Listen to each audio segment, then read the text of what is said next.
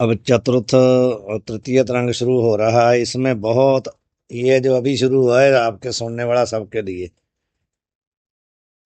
अथ श्री गुरु शिष्य लक्षण, इसमें गुरु के और शिष्य के लक्षण बताएंगे। गुरु कैसा होना चाहिए, शिष्य कैसा होना चाहिए। और गुरु भक्ति फल प्रकार, गुरु की भक्ति का कैसे करनी चाहिए और भक्ति का फल क्या होता है वो भी इसमें बताएंगे। पहले ग्रंथारंभ की प्रतिज्ञा करते हैं। प्रतिज्ञा का मतलब क्या होता है? कोई काम करने के लिए निश्चय करना भी ये हम काम करेंगे, संकल्प कर लेना भी ये करेंगे। तो अब कह रहे हैं दोहा, पेख चारि अनुबंध युक्त पढ़े सुने जह ग्रंथ, ज्ञान सहित गुरु से जो नार लहे मोक्ष को पंथ। तब ये कहते हैं कि चार पीछे अनुबंध चार बता के आए हैं। चार अनुबंध होते हैं किसी भी ग्रंथ को, किसी भी ग्रंथ में प्रवृत्ति करने के लिए चार अनुबंध होते हैं। कौन कौन से होते हैं? अधिकारी, विषय, प्रयोजन और संबंध। ये चार अनुबंध यदि आपको पता चल जाए तो आपकी किसी भी ग्रंथ में प्रवृत्ति हो सकती है। यदि नहीं पता तो कोई भी ग्रंथ हो आपकी प्रवृत्ति होती ही नहीं है। मानो जैसे गुरबाणी है, गुरु ग्रंथ साहब है महाराज। जब हमारे को ये पता चल जाए कि चार अनुबंध कौन से हैं गुरु साहब में, तो फिर हमारी प्रवृत्ति अलग होगी। है तो अभी भी प्रवृत्ति है, परंतु यह पता चल जाए कि भाई इस गुरबाणी के पढ़ने का अधिकारी कौन होना चाहिए, गुरबाणी में विषय क्या है, गुरबाणी का प्रयोजन क्या है और गुरबाणी का संबंध क्या है। चार अनुबंध हमारे को पता चल जाए तो हमारी प्रवृत्ति तो अभी भी है लेकिन फिर ज्यादा होगी रुचि से। तो ये कहते हैं ये जो विचार सागर ग्रंथ है, जिन्होंने चार अनुबंध देख लिए, दर्शन कर लिए, पढ़े सुने, वो इस ग्रंथ को पढ़ेगा और सुनेगा। और जो पढ़ेगा और सुनेगा किससे सुनेगा? ज्ञान सहित गुरु से जो नर। किस गुरु से सुनेगा? जिस गुरु को ज्ञान है। ज्ञान का मतलब दो प्रकार का होता है ज्ञान, एक प्रोक्ष एक अपरोक्ष। परोक्ष ज्ञान का मतलब होता है शास्त्र ज्ञान। अपरोक्ष का मतलब होता है प्रैक्टिकल ज्ञान, अनुभव सिद्ध जो बात हो गई। परोक्ष और अपरोक्ष, ऐसा जो गुरु है उससे जो इस ग्रंथ को सुनेगा लह मोक्ष को पंथ, उसको मोक्ष का मार्ग, मोक्ष का रास्ता पता चल जाएगा। अब टीका में कह रहे हैं, चारि अनुबंध सहित ग्रंथ को जान के ज्ञान सहित गुरु से जो पुरुष पढ़े अथवा एकाग्रचित करके सुने। जैसे आप सुन रहे हैं ना, कोई जरूरी नहीं कि पढ़ना ही है। कहते हैं कि एकाग्रचित होकर के जो सुनेगा सो पुरुष मोक्ष का पंथ जो ज्ञान है ताकू प्राप्त हो गए। ऋते ज्ञानाना मुक्ति ही, बिना ज्ञान के मुक्ति होती नहीं है। तो मोक्ष का सीधा सीधा साधन क्या है? ज्ञान। ज्ञान ही रास्ता है। दोहा, अनायास ही मति भूमि में ज्ञान चिमन आबाद, वह यही कारण कहत हूँ गुरु शिष्य संवाद। अयास होता है प्रयास करना, अनायास होता है बिना प्रयास के। हाँ, बिना प्रयास के नहीं मतलब कि बिल्कुल पढ़े ही नहीं, यानी थोड़े प्रयास से। अनायास का तो अर्थ होता है कि बिना प्रयास, बिना प्रयास का मतलब है बहुत थोड़ा प्रयास। अनायास मति भूमि में, हमारी जो मति है, हमारी जो बुद्धि है, अंतःकरण है, वो भी एक भूमि है ना। जैसे गुरु महाराज लिखते हैं ना भी, अब कल युग का समय आ गया है तो अब आपको कौन सा बीज बीजना है? हर नाम बोवह बोवह कहते हैं ना। नाम तो बीज हो गया, उसको किस में बीजना है? बोना किस में है? अंतःकरण रूपी भूमि में। बीज को तो किसी भूमि में ही बोया जाता है ना। उसी प्रकार ये कहते हैं कि बहुत थोड़े प्रयास से अथवा बिना प्रयास के मति रूपी जो भूमि है, मति का अर्थ अंतःकरण रूपी भूमि में ज्ञान चिमन, चिमन का अर्थ जहाँ बगीचा है, ज्ञान रूपी जो बगीचा है ना, आबाद हो जाएगा, प्रफुल्लित हो जाएगा। वह यही कारण कहत हूँ, इसी कारण से मैं कहते यहाँ पर कह रहा हूँ गुरु गुरु शेष संवाद। जब गुरु जी शेष संवाद से इस ग्रंथ को कोई सुनेगा, पढ़ेगा ना, तो उसकी अंतःकरण रूपी भूमि में जो ज्ञान रूपी बगीचा है प्रफुल्लित तो हो जाएगा। नीचे लिखा ना टिप्पणी में, ज्ञान रूप चिमन कहिए बगीचा। टीका में कहते गुरु सिख के संवाद से अर्थ निरूपण करने तय श्रोता को बोध सुख से होवे है। बोध तो हो जाएगा वैसे भी, पर यदि गुरु शिष्य का संवाद बना कर रखेगा ना, शिष्य ये प्रश्न कर रहा है, गुरु जी उत्तर दे रहा है, उससे कहते बहुत जल्दी हो जाएगा बोध। वैसे कठिन होता है ना। अब ये इस प्रकार से कहेंगे भी, शिष्य जो है गुरु से पूछते जाते हैं तो गुरु उसका उत्तर देते जाते हैं। ये अपने आप इन्होंने बनाया ऐसा, लेकिन समझाने के लिए श्रोताओं को। इस कारण तय गुरु शिष्य के संवाद से ग्रंथ का आरंभ कहिए। ग्रंथ यहाँ पर यही लेना है, रंग जो शुरू कर रहे हैं। अथ श्री गुरु लक्षण। अब सबसे पहले गुरु का लक्षण बताएंगे, गुरु की डेफिनेशन, गुरु कैसा होना चाहिए। फिर शिष्य की बनाएंगे, फिर गुरु और शिष्य का प्रश्न उत्तर करेंगे। तो गुरु की परिभाषा बता रहे हैं चौपाई। वेद अर्थ को भले पछाने, आत्म ब्रह्म रूप एक जाने। गुरु कैसा होना चाहिए? जो वेद के अर्थ को अच्छी तरह जानता हो, अर्थ उसने पढ़ा भी हो और पढ़ के श्रवण करके उसका चिंतन करके साक्षात्कार भी किया हो। आत्मा और ब्रह्म को एक रूप जिसने किया हो, आत्मा और ब्रह्म का एकत्व किया हो, अभेद करके जिसने अपनी आत्मा को ब्रह्म के साथ अभेद करके समझा हो। इसका मतलब होता है कि अर्थ को जानता हो, और अर्थ जो आत्म ब्रह्म रूप का मतलब है कि उस अर्थ का उसके साथ अपना अभेद किया हो। श्रोत्रिय ब्रह्मनिष्ठ होना चाहिए, श्रोत्रिय भी होना चाहिए और उस ब्रह्म निष्ठ भी होना चाहिए। भेद प्रपंच, भेद पंच की बुद्धि न साव है। तो जो शिष्य के अंदर भेद रूपी बुद्धि पड़ी हुई है ना, उसका नाश करे, भेद बुद्धि का निवारण करके उसको अभेद बुद्धि प्रदान करे। अत्वय अमल ब्रह्म दर्शाव। हाँ जी। पंच की 5 प्रकार का भेद कहा जाता है, उसकी बात कर रहे हैं कि 5 प्रकार का जो भेद है ना, उसको नष्ट करे। या पंच का अर्थ प्रपंच भी आ जाएगा। नहीं, यहाँ महाराज जी ये आगे आ रहे हैं ना, उसमें जीव ईश्वर का भेद। वही 5 प्रकार का जो पीछे बता के आए हैं, पीछे बताया तो था, याद है किसी को?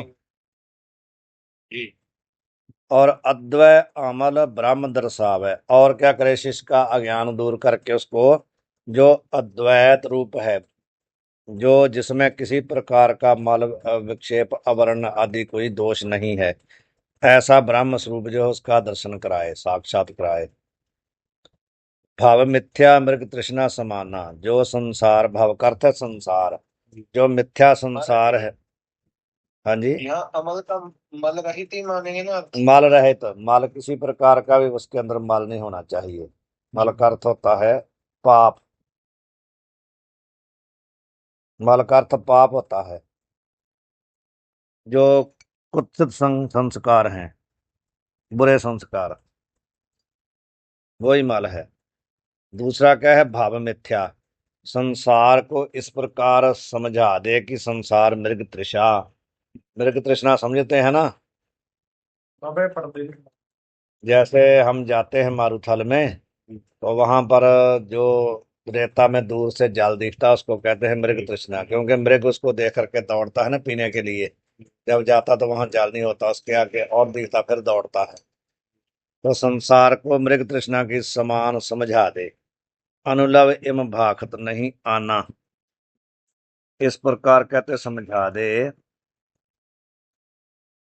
कि उसको मृग तृष्णा के बगैर और संसार कोई ना भासे। संसार उसको ऐसा हो जाए जैसे मृग तृष्णा का जल होता है। सो गुरु दे अद्भुत उपदेशा, छेदक शिखा नलुंचत केसा। कहते ऐसा जो गुरु है ना, वो अद्भुत उपदेश दे सकता है। ये नहीं कि चेला आ गया तो उसको मोड़ लिया, उसकी शिखा मोड़ के उसको बस चेला बना लिया। हाँ, करना मन्ना करो तू मेरा चेला था, मैं तेरा गुरु, ऐसा नहीं। जेड़ा आया तो सिर मुन के सिर मुन के तेन चेला बना लिया, ऐसा नहीं। होना चाहिए कि उसको शिष्य बना के तो उसको इस प्रकार उपदेश दे कि उसको एकदम आत्मा और ब्रह्म की एकता का भेद पता चल जाए। छेदक का अर्थ होता भी उसको, उसका सिर, उसकी शिखा जो है छेद करके, न लुंचत केसा, भाव उसके केस उड़ा करके सिर से छेदन करके उसको चेला बनाने वाला गुरु नहीं होना चाहिए, ऐसा गुरु होना चाहिए। टीका में बता रहे, वेद के अर्थ को भले प्रकार से पहचाने, यह कहने से अधीत वेद आचार्य होवे है, यह कहा। अधीत वेद का मतलब क्या होता है? जिसने वेद को अधीत भाव पढ़ लिया है अच्छी तरह। अर्थ पहचानने का मतलब है उसने वेद को अच्छी तरह अध्ययन किया है।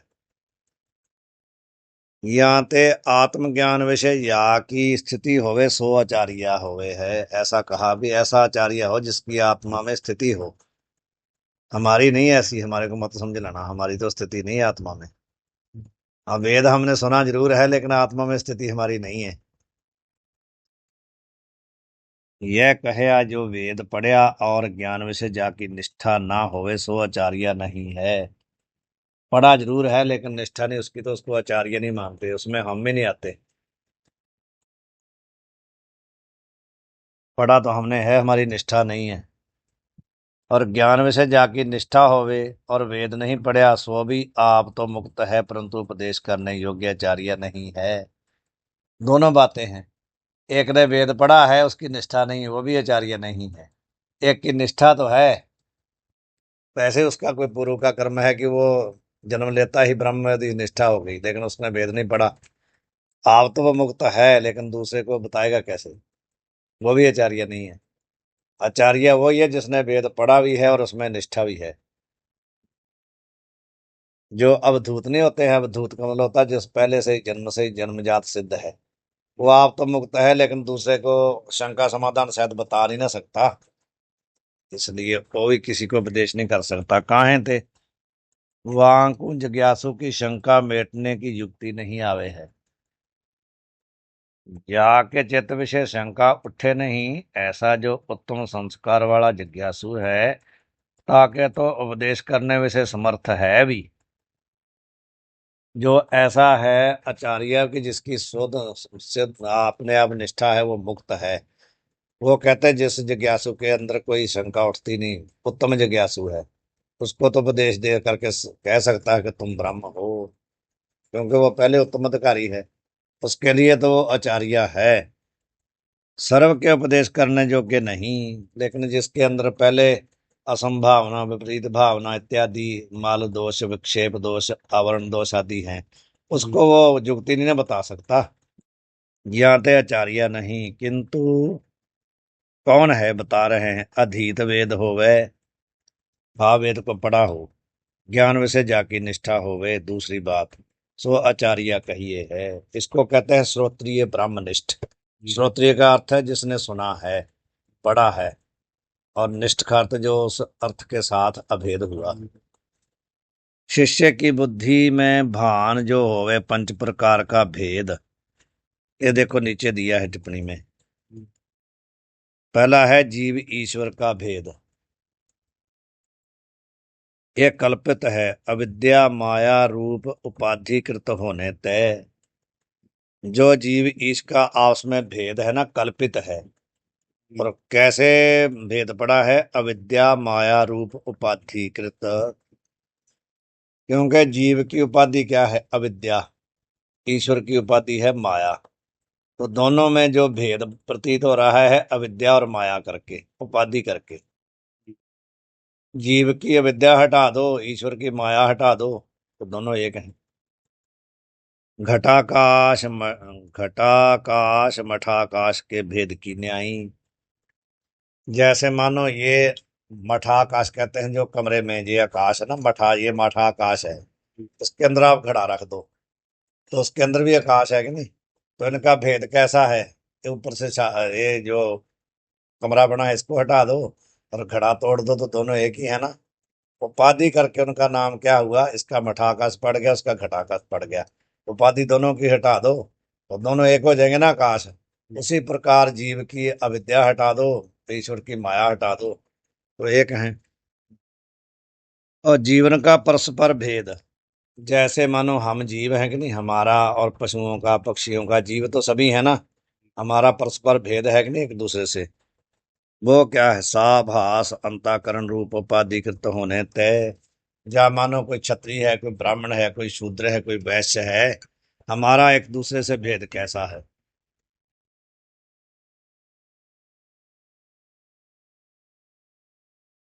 हमारा एक दूसरे से भेद कैसा है।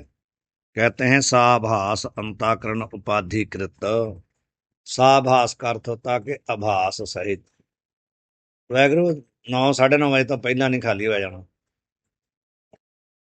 पर ये ਜਿਹੜੀ ਕਲਾਸ ਹੈ ਨਾ, ਇਹ ਫੋਰਨ ਚ ਵੀ ਵਿਦਿਆਰਥੀ ਨਾਲ ਪੜ ਰਹੇ ਆ ਨਾ, ਤੇ ਸਾਨੂੰ ਲਾਉਣੀ ਪੈਣੀ ਹੈ। ਨਹੀਂ, ਮਜਬੂਰੀ ਸਾਡੀ ਵੀ ਬੜੀ ਹੈ ਵੈਗਰੂ। ਕੋਈ ਨਹੀਂ, ਥੋੜੀ ਦੇਰ ਫਿਰ ਅੱਧਾ ਘੰਟਾ ਤੇ ਕਮ ਸੇ ਕਮ ਰੁਕਣਾ ਹੀ ਪਊ। ਨਹੀਂ ਕਰ ਸਕਦੇ। ਹਾਂਜੀ। ਅੱਧਾ ਘੰਟਾ ਰੁਕ ਜਾਓ। ਨਹੀਂ, ਹੁਣ ਜੇ ਕਰਨਾ ਹੁਣ ਤੇ ਅੱਧਾ ਘੰਟਾ ਰੁਕ ਜਾਓ, ਜ਼ਰੂਰੀ ਹੈ। ਫੋਨ ਸਿੰਘ ਜਿਹੜੇ ਕੁਝ ਵਿਦਿਆਰਥੀ ਨਾ ਬਾਹਰੋਂ ਪੜ ਰਹੇ ਨਾਲ, ਫੋਰਨ ਚੋਂ। ਹਾਂਜੀ।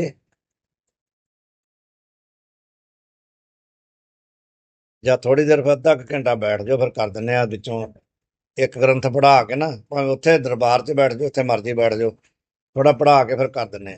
हाँ जी। साभास कहते हैं आभास के सहित। पीछे आया था ना आभास, आभास मतलब प्रतिबिंब के सहित जो अंताकरण की उपाधि क्या है।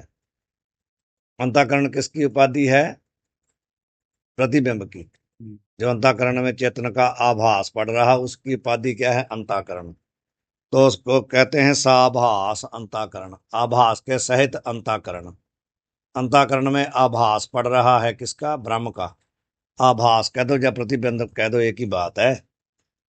तो जो जीवों का आपस में भेद है ना, वो साभास अंताकरण उपाधिकृत होने ते भेद है। नाना घटाकाशन के भेद की न्यायी। जैसे मानो 10 घड़े पड़े हैं, तो 10 में आभास पड़ रहा ना सूर्य का, तो घड़े की उपाधि के कारण 10 सूर्य दिखेंगे। उसी प्रकार जीवों के हर एक जीव के अंदर अंताकरण में क्या है, आभास पड़ रहा है। लेकिन जीवों के अंताकरण अलग अलग हैं, संस्कार अलग अलग हैं, इसलिए अलग अलग दिख रहा है। वास्तव में अंताकरण उपाधि हटा दो तो आभास तो उसी का रूप है। तीसरा है जीव जड़ का भेद। जीव तो हुए प्राणधारी, जड़ हुए जो ईंट पत्थर जो है, जो जड़ हुए, इनका हमारा इसके साथ अभेद है कि नहीं।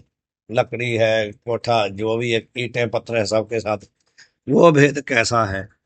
साभास अंताकरण और निराभास नाम रूप में उपाधिकृत। हम हैं साभास अंताकरण कृत, क्योंकि हमारे में अंताकरण है, लेकिन इसमें नहीं है। जो जड़ है उसमें अंताकरण नहीं ना, निराभास है, उसमें आभास कहाँ से। आभास तो है यहाँ पर, दिखेगा तब जब अंताकरण हो, इसमें तो अंताकरण है नहीं।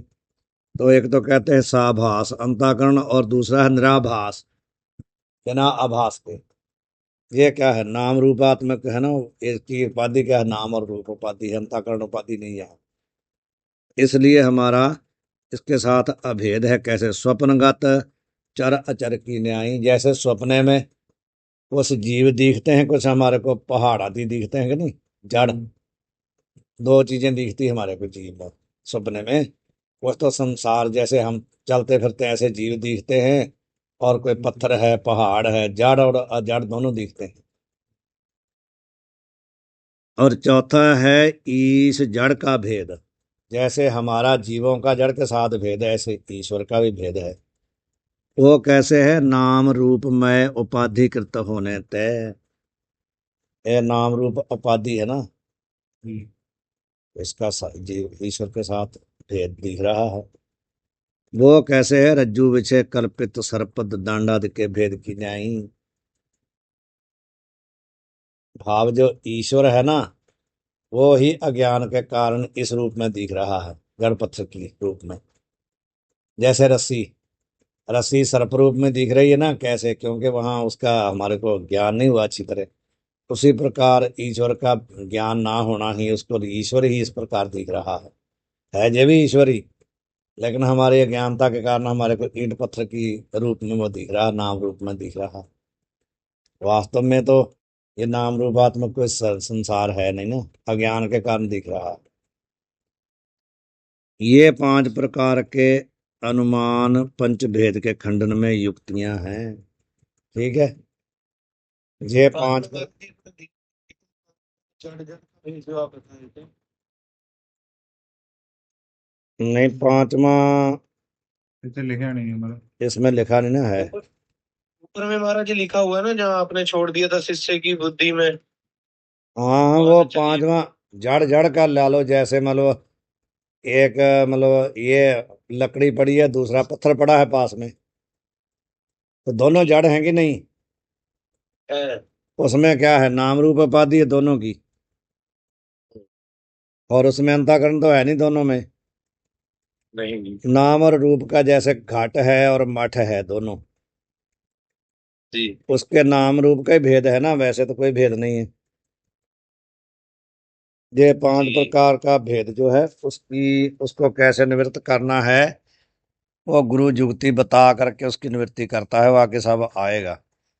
अब मूल में चलते हैं। शिष्य की बुद्धि में भान जो होवे 5 प्रकार का भेद, ताकू नाना जुगती से दूर करने विषय समर्थ होवे।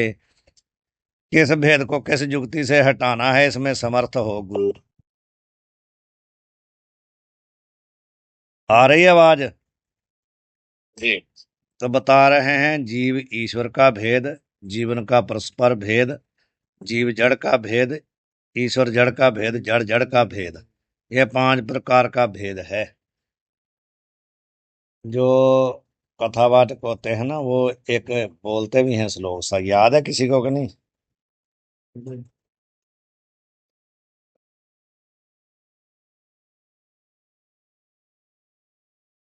नहीं, वो अलग है, वो याद नहीं, वो परम है। ताकू खंडन करे, 5 प्रकार का जो भेद है ना, उसको खंडन करे गुरु। काहे ते भेद भय का हेतु है।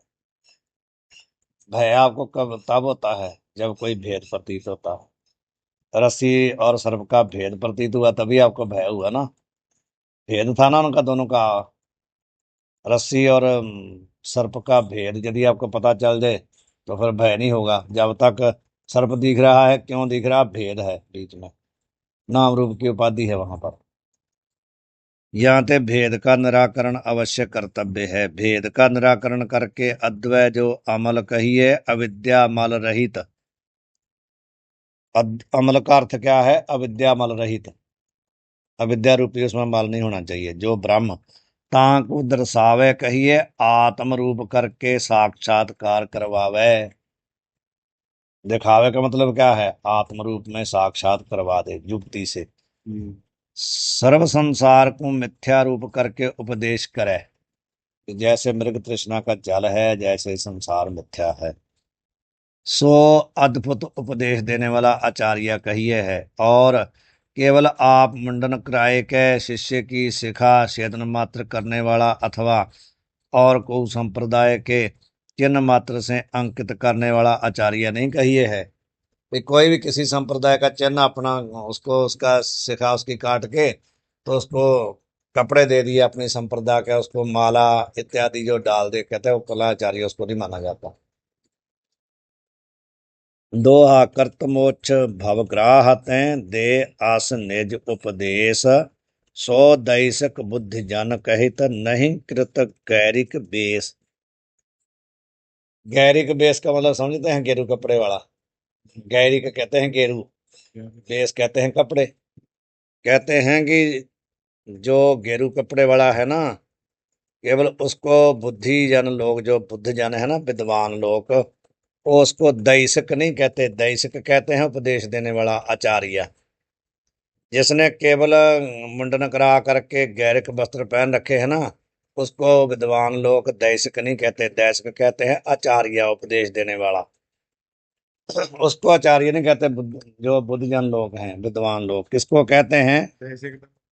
दैसक कहते हैं, उपदेश देने वाला आचार्य। विद्वान लोग उसको दैसक नहीं कहते। किसको? गैरिक बेस, जिसने केवल मुंडन करा करके गेरू वस्त्र पहने हुए हैं, उसको केवल आचार्य नहीं कहते हैं, बुद्धि वाले लोग, विद्वान लोग। किसको कहते हैं आचार्य? कर्त मोक्ष भवग्राहते, भाव रूपी ग्राह। ग्राह कहते हैं जो मगरमच्छ नहीं जो पकड़ लेता है, ग्राह उसको कहते हैं। तो जो संसार भी एक भाव रूपी ग्राह है ना, तो जो भाव रूपी ग्राह से मोक्ष करे, कैसे करे? निज उपदेश, अपना उपदेश दे करके जो इस संसार सागर से मोक्ष करा दे, उसको विद्वान लोग आचार्य कहते हैं। केवल कपड़े पहनने वाले को नहीं कहते हैं, भले उसने गेरू वाले पहने हों, भले उसने सफेद पहने हों, भले कोई भी पहने हो, केवल जिसके पास देश मात्र है उसको आचार्य नहीं कहा जाता। वो इतने समर्थ रखता हो कि उपदेश कर करके दूसरे को मोक्ष कराने की योग्यता रखता हो, उसको आचार्य कहते हैं। ये यहाँ पर जहां तक तो किया गुरु का लक्षण, अब करते हैं शिष्य का लक्षण। शिष्य के हो जा होना चाहिए, केवल ये नहीं कि गुरु ही ऐसा होना चाहिए, शिष्य कैसा होना चाहिए। दोहा, दैशक के लक्षण कहे श्रुति मुनि वाच अनुसार। दैशक कहते हैं आचार्य गुरु, गुरु के हमने लक्षण कहे हैं, किसके अनुसार कहे हैं? श्रुति वेद, मुनि जो लोग मननशील हैं उनके वचनानुसार, जा तो श्रुति के वचनानुसार, जा मुनि लोगों के वचनानुसार। जिसको मुनि लोग गुरु कहते हैं या जिसको वेद गुरु कहते हैं, उसके अनुसार हमने कहा। सो लक्षण है शिष्य के वह जनते अधिकार। कहते हैं वो लक्षण, ऐसे लक्षण शिष्य के हैं, चेले के हैं, जिसके द्वारा उसका इस ग्रंथ या ज्ञान प्राप्त करने में वो अधिकारी बनता है। शास्त्र के अनुसार दैशक कहिए गुरु, ताके लक्षण कहे। और जिन साधन से ग्रंथ में अधिकार होवे, सो साधन शिष्य के लक्षण हैं। या का यह अभिप्राय है, जो अधिकारी के लक्षण पूर्व कहे, सोई लक्षण शिष्य के जान लेने। पहले कह के आए शुरू में, अब वहां जाकर के फिर एक बार पढ़ना अधिकारी किसको कहा था। ये तो इन्होंने यहाँ पर जो है उस संकेत पीछे को कर दिया, अभी उसके हम पीछे कह आए हैं, गुरु के हमने कह दिए। अब कहा था कि गुरु भक्ति का फल क्या है।